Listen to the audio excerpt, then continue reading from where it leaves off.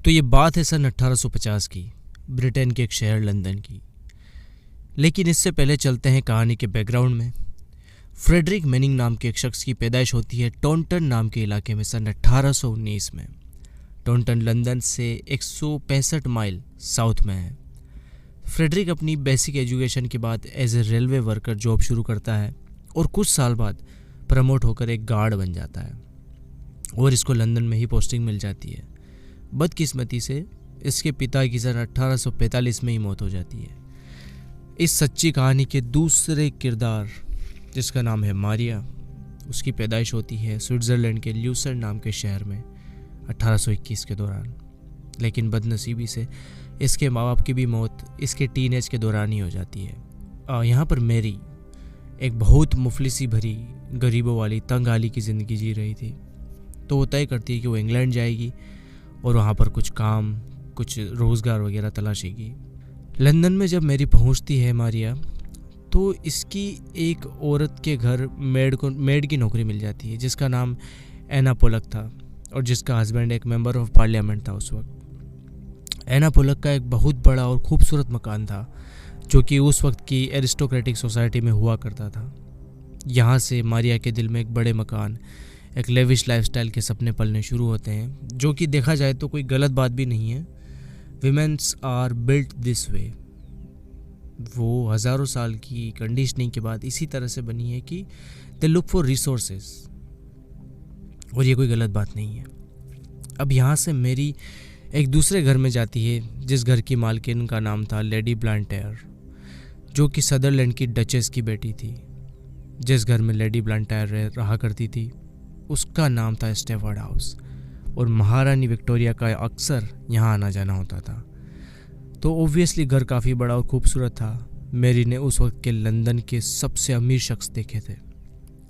अब चूँकि मेरी को फ्रेंच लैंग्वेज बोलना आती थी तो लेडी ब्लांटायर उससे अपने साथ फ्रांस चलने को कहती है। जब ये लोग फ्रांस जा रहे होते हैं तब मेरी की मुलाकात होती है एक शख्स से जिसका नाम था पैट्रिक ओ कॉनर। पैट्रिक एक आयरिश सिटीज़न था जो कि लंदन में as a custom house officer नौकरी करता था। हालांकि पैट्रिक मेरी से 20 साल बड़ा था, लेकिन इसके बावजूद इन दोनों की आपस में अच्छी केमिस्ट्री बनती है। दोनों एक दूसरे के साथ बहुत अच्छे से सिंक हो रहे थे। लेकिन पैट्रिक के साथ ही एक और चीज़ थी कि वो ड्रग स्मगलिंग भी करता था, जिससे वो अच्छा खासा पैसा कमाता था। तो दोनों के बीच अब खतों की ताबत शुरू होती है। मेरी की जब छुट्टी होती उस दौरान दोनों एक दूसरे से मिलते और एक प्यार का सिलसिला चल पड़ता है। लेकिन कुछ ही वक्त बाद मेरी की मुलाकात होती है एक शख्स से जिसका नाम था फ्रेडरिक, जिसकी हमने स्टार्टिंग में बात की थी। तब मेरी और पैट्रिक के साथ अब फ्रेड का भी नाम जुड़ जाता है। अब मेरी जो है पैट्रिक और फ्रेड दोनों को डेट करना शुरू करती है। तो मेरी खुद को खुशनसीब भी मानती है इसलिए कि एक स्विट्ज़रलैंड की गरीब घर की लड़की जो घर में नौकरानी का काम करती थी, आज एक साथ दो लोगों को डेट कर रही है और दोनों उसको पसंद करते हैं, उसे शादी करना चाहते हैं। मेरी को बस ये तय करना था कि पैट्रिक और फ्रेड में से कौन ज़्यादा रईस है, किसके पास ज़्यादा रिसोर्सेज हैं, और वो उससे शादी करेगी। पैट्रिक जहाँ एक तरफ काफ़ी अमीर, काफ़ी रईस था, दिल खोल कर पैसे उड़ाता, लेकिन इसके साथ एक ऐब भी था उसमें कि वो बहुत शराब पीता, दिन भर पब में पड़ा रहता। मेरी अपने लिए कभी भी ऐसा पति नहीं चाहती थी जो दिन भर शराब खाने में पड़ा रहे। हालांकि पैट्रिक जॉब करता था, लेकिन अक्सर उसके बाद उसका समय शराब खाने में ही कटता। वहीं दूसरी तरफ फ्रेड की आमदनी कम थी, लेकिन वो किसी इस तरह के ऐब का शिकार नहीं था। ऊपर से फ्रेड का कहना था कि उसको अपने माँ और बाप की जायदाद मिलने वाली है बहुत जल्द। He will inherit A Fortune. जब उसकी माँ की डेथ हो जाएगी तब उसको ये सारा पैसा मिल जाएगा। तो मेरी तय करती है कि that she will choose Fred over Patrick. Patrick की बजाय वो फ्रेड को चुनना पसंद करेगी। और इसके पीछे एक वजह ये भी रहेगी, फ्रेड महज 2 साल बड़ा था मेरी से, वहीं पैट्रिक लगभग 20 साल बड़ा था। एक और समस्या ये भी कि फ्रेडरिक ने मेरी को शादी के लिए प्रपोज कर दिया था, जबकि पैट्रिक ने ऐसी कोई ख्वाहिश जाहिर नहीं की थी। 1847 में दोनों आपस में शादी रचा लेते हैं। शादी के ठीक बाद पैट्रिक मेरी से कहता है कि वो खुद भी उसको शादी के लिए प्रपोज करने ही वाला था, लेकिन अब देर हो चुकी है। शादी के बाद फ्रेड अपनी रेलवे की नौकरी छोड़ देता है, अपनी माँ से उसको इनहेरिटेंस में पैसा मिलता है और वो टोटल जोड़े हुए पैसों से एक पब को लीज पर लेता है, इस उम्मीद में कि पब का बिजनेस अच्छा कमा कर देगा उसको। लेकिन होता क्या है कि फ्रेड खुद शराब पीने का आदी हो जाता है।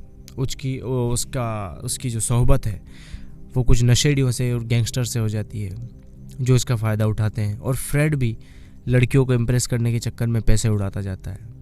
कुल मिलाकर एक अच्छा बिजनेसमैन नहीं था फ्रेड, और इस वजह से उसको अपना पब का बिजनेस बंद करना पड़ता है। अब मेरी खुद काम करना तय करती है और वो सिलाई करना शुरू कर देती है, लेकिन मेरी की कमाई को भी फ्रेड अपनी शराब नोशी की बलि चढ़ा देता। मेरी फ्रेड से तंग आकर अब फिर से पैट्रिक से मिलने लग जाती है, चुपके, क्योंकि जाहिर सी बात है कि उसको एक ऐसा पर्सन चाहिए था जो फाइनेंशियल ज़्यादा स्टेबल हो। पैट्रिक ने अपनी इन्वेस्टमेंट और स्मगलिंग से काफ़ी पैसा बनाया था और लोगों के बीच अब वो एक काफ़ी अमीर शख्स के तौर पर जाना जाने लगता है। मेरी महसूस करती है कि पैट्रिक, जिसके पास बहुत सारा पैसा है, उसके पैसों का कुछ हिस्सा भी अगर मैरी को मिल जाता है तो ज़िंदगी बसर करने में काफ़ी आसानी हो जाएगी। तो अब प्लान बना लिया जाता है।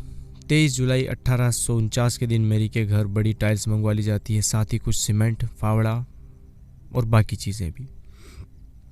अब 8 अगस्त के दिन मैरी पैट्रिक से कहती है कि उसके घर कोई नहीं है और वो चाहे तो मिलने आ सकता है। लेकिन पैट्रिक अपने साथ एक दोस्त को भी ले आता है। फ्रस्ट्रेशन में मैरी पैट्रिक से कहती है कि मैंने तुमको अकेले को आने का कहा था, ना कि अपने दोस्त के साथ आने का। और वो अगले दिन पैट्रिक को फिर बुलाती है और इस बार पैट्रिक अकेले आता है, इस उम्मीद में कि मेरी घर पर अकेली है और दोनों तन्हाई में एक दूजे के साथ कुछ वक्त बिता सकेंगे। लेकिन जब पैट्रिक मैरी से मिलने आ रहा होता है तो कई लोग उसे लंदन ब्रिज को क्रॉस करते हुए देखते हैं। पड़ोसी के लोग भी पैट्रिक को मैरी के घर में जाते हुए देखते हैं। मैरी पैट्रिक को खाना खाने को कहती है, लेकिन जैसे ही पैट्रिक अपना हाथ धोने के लिए बेसिन की तरफ जाता है, मैरी पीछे से आती है, उसके कान के पास पिस्तौल रखती है और पिस्तौल शूट कर देती है। और पिस्तौल से निकली एक गोली पैट्रिक के स्कल को क्रैक करती हुई उसके आईब्रोज के पास से होकर निकल जाती है। लेकिन खुशनसीबी से पैट्रिक की उस वक्त जान नहीं जाती। लेकिन हैरत अंगेज तौर पर पीछे से घर में छुपा हुआ फ्रेड बाहर आता है और पैट्रिक के ऊपर हमला बोल देता है, और वो उसके सिर पर तब तक हमला करता रहता है जब तक कि वो मर नहीं जाए। अब यहाँ पर मैरी और फ्रेड दोनों मिलकर किचन को खोदते हैं और पैट्रिक को दफनाते हैं और किचन को पहले के जैसा बना देते हैं। अब इसके ठीक अगले दिन मैरी पैट्रिक के घर जाती है। अब पैट्रिक की जो लैंड लेडी थी वो मैरी को जानती थी कि पैट्रिक इसको डेट कर रहा है, तो उसको कोई हैरानी नहीं होती। मैरी कमरे में जाती है, लगभग 700 पाउंड कैश, कुछ महंगी घड़ी, चेन और कुछ फॉरेन बॉन्ड्स थे जो वहाँ पर पड़े थे, वो उनको ले आती है। अगले दिन फिर से मैरी पैट्रिक के घर जाती है, इस उम्मीद में कि शायद कोई चीज़ छूट गई हो जो अब उसको मिल सकती है, लेकिन उसको ज़्यादा कुछ नहीं मिलता। 10 अगस्त 1849 के दिन पैट्रिक जहाँ काम करता था, उसका एक कलीग पैट्रिक को लेकर परेशान होता है कि वो 3 दिन से अपने काम पर नहीं आया, क्योंकि पैट्रिक कभी भी अपने काम से अपसेंट नहीं रहता था।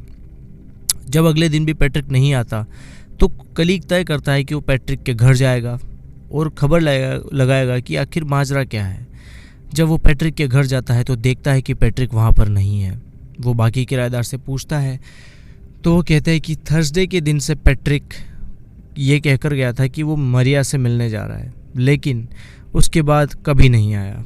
जब लैंडलॉर्ड से पूछा जाता है तो वो कहती है कि पैट्रिक तो नहीं आया, मसलन एक लड़की 2 रोज़ से आ रही है जिसका नाम मैरी है। अब जब पुलिस स्टेशन में रिपोर्ट दर्ज की जाती है तो जाहिर तौर पर पुलिस सीधा पूछताछ करने के लिए पहुंचती है मैरी के घर। मैरी कहती है कि थर्सडे को पैट्रिक आने वाला था, लेकिन वो तो यहाँ आया नहीं, तो हो सकता है वो कहीं और जगह पे चला गया हो। मैं जब 2 बार उसके घर गई तो मुझे वो वहाँ भी नहीं दिखा।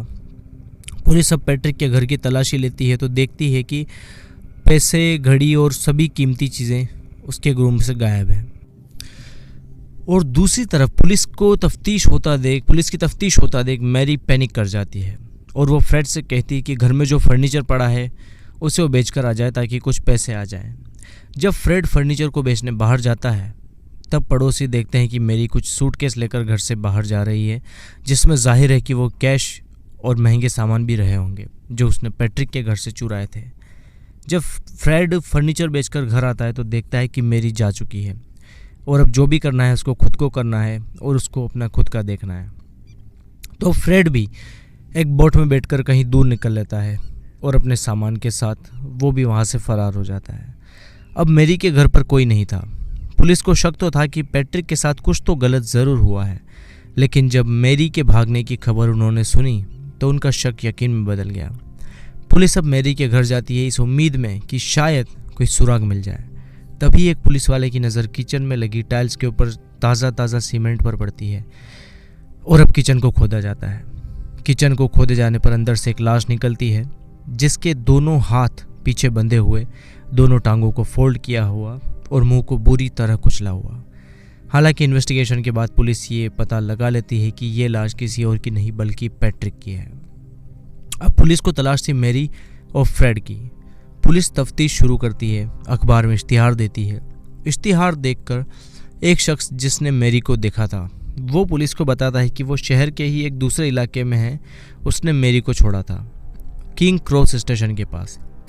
पुलिस किंग क्रॉस स्टेशन के रेलवे अथॉरिटी को इन्फॉर्म करती है तो पता लगता है कि एक ऐसी औरत को उन्होंने देखा है जो इंग्लिश और फ्रेंच दोनों भाषा बोल रही थी, काफ़ी नर्वस थी और एडिनबर्ग के लिए रवाना हुई है और उसने अपना नाम मिसेस स्मिथ बताया है। पुलिस एडिनबर्ग पुलिस को इन्फॉर्म करती है कि मिसेस स्मिथ नाम की औरत की तफ्तीश करें। मेरी ऑलरेडी पुलिस की कस्टडी में ही थी क्योंकि वो पैट्रिक के रेलवे स्टॉक्स को इलीगली बेचने की कोशिश कर रही थी और पुलिस को पहले से ही पता था कि किसी शख्स के रेलवे स्टॉक्स चुरा लिए गए हैं। अब मेरी को लंदन लाया जाता है। दूसरी तरफ फ्रेड जो था वो अपनी आज़ादी का एक हफ्ता और एंजॉय करता है।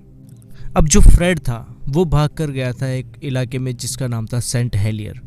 अब वहाँ पर जाता है और चूँकि उसने एक शख्स को मारा था उसके गिल्ट में, उसके अपराध बोध में वो कुछ दिन तक रेगुलर बेसिस पे शराब पीता है और हैवीली ड्रिंक करता है। तो हैवीली ड्रिंक करते हुए वो एक इंसान के सामने अपने जो राज है वो जाहिर कर देता है। और जब ये जो इंसान था जिसके सामने इसने अपने राज को जाहिर किया था, इसने इस केस के बारे में पढ़ा था कि लंदन में इस तरह का कोई केस हुआ है और एक शख्स है और एक लेडी है। लेडी पकड़ में आ चुकी है लेकिन वो जो शख्स है, जो मेल है, वो पकड़ में नहीं आया है। तो ये जो शख्स है ये पुलिस को इन्फॉर्म कर देता है। हालांकि यहाँ से फ्रेड सेंट हेलियर से भाग के सेंट लॉरेंस पहुँच जाता है, लेकिन पुलिस इसका पता लगा लेती है और अब फ्रेड को भी मेरी के साथ ले आया जाता है। फ्रेड को अलग सेल में रखा जाता है, मेरी को अलग सेल में रखा जाता है। जब मेरी से पूछताछ की जाती है तो मेरी पूरे टाइम खामोश रहती है, वो एक भी बात नहीं उगलती।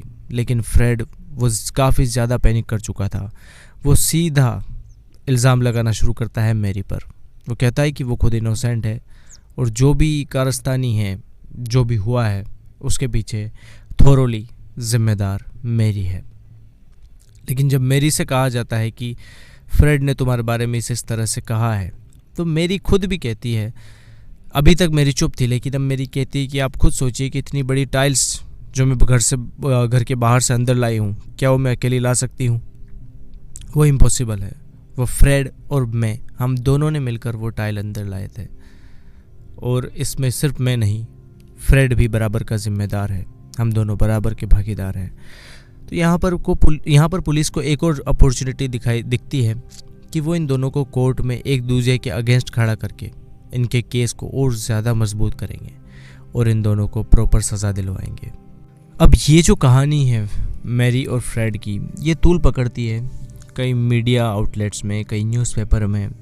इन बातों की हवा चलती है, हवा बन जाती है और लोगों को फैसिनेशन हो जाती है मेरी से, जबकि बराबर का भागीदार फ्रेड भी था। लेकिन लोगों को मेरी से फैसिनेशन होती है कि एक फॉरेन कंट्री की लड़की जो कि गरीब थी, खूबसूरत थी, उसने लंदन के सबसे रईस लोगों के यहाँ नौकरानी का काम किया, जो कि महारानी विक्टोरिया से भी टच में थी वो लड़की, और उसने किसी शख्स का मर्डर किया हो, तो ये लोगों के लिए अपने आप में एक फैसिनेशन की बात थी।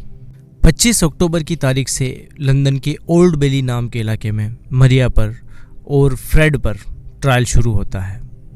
अब यहाँ पर मरिया को मेरी को एक अलग वकील मिलता है, फ्रेड को एक अलग वकील मिलता है। अब मरिया का जो वकील है वो ये दलील देता है कि क्योंकि मेरी जो है वो स्विट्ज़रलैंड से आई है और ब्रिटेन की जो जूरी है उसके सारे मेंबर ब्रिटिश हैं, तो वो कभी भी एक स्विस लड़की को कभी भी इंसाफ सर्व नहीं करेंगे। जबकि फ्रेड है उसके केस में सारे के सारे जो जजेस हैं, जूरी के जो मेंबर हैं, वो सारे ब्रिटिश हैं। तो ये ऑब्वियस था कि ये जो लोग हैं वो फ्रेड के पक्ष में फ़ैसला सुनाएंगे, उसको सज़ा नहीं देंगे, जबकि मेरी को इरादतन वो सज़ा देने की कोशिश करेंगे।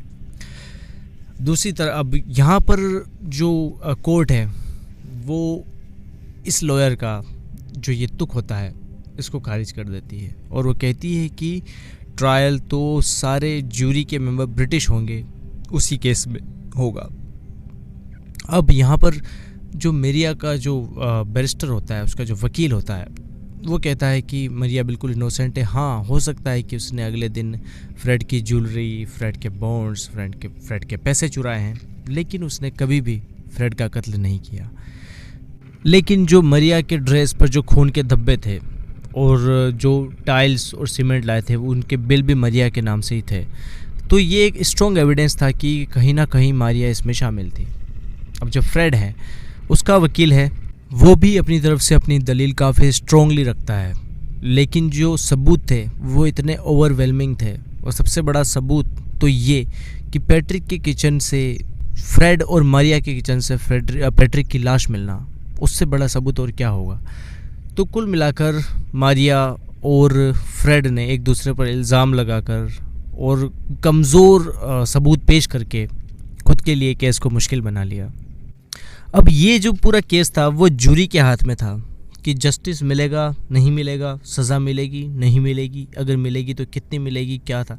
तो जूरी जाती है अंदर, कम से कम जूरी में जो मेंबर थे सारे के सारे अंदर जाते हैं और सारे के सारे 45 मिनट विदिन 45 मिनट्स बाहर आते हैं और अपना फैसला सुनाते हैं, सज़ाए मौत।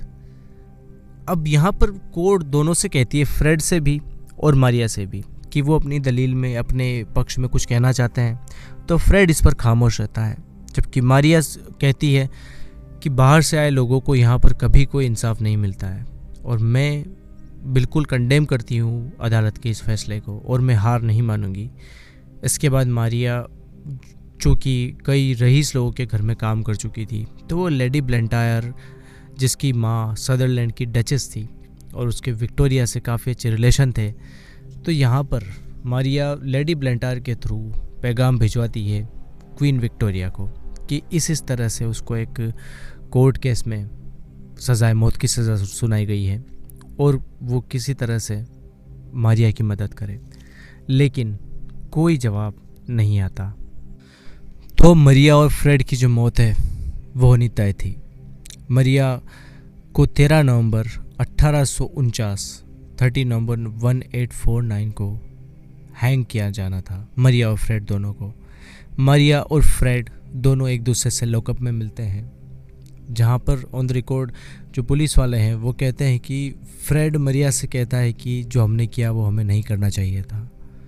मरिया कहती है कि मैंने कुछ नहीं किया और मैं निर्दोष हूँ। और यहाँ पर फ्रेड कहता है, मैं चाहूँगा कि अगले जन्म भी हम साथ में रहें, हम साथ में मिलें, लेकिन अगले जन्म में हम इस तरह की कोई गुस्ताखी नहीं करेंगे।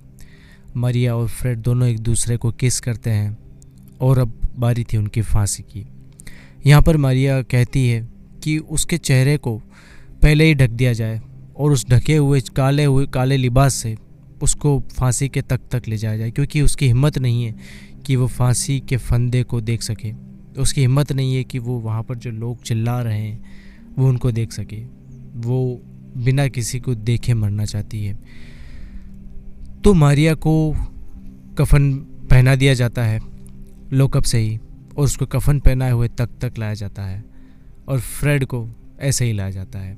दोनों को तख्त पर लाकर कफन पहनाकर दोनों को फांसी के फंदे पर झुला दिया जाता है। तो दोस्तों, ये थी आज की कहानी।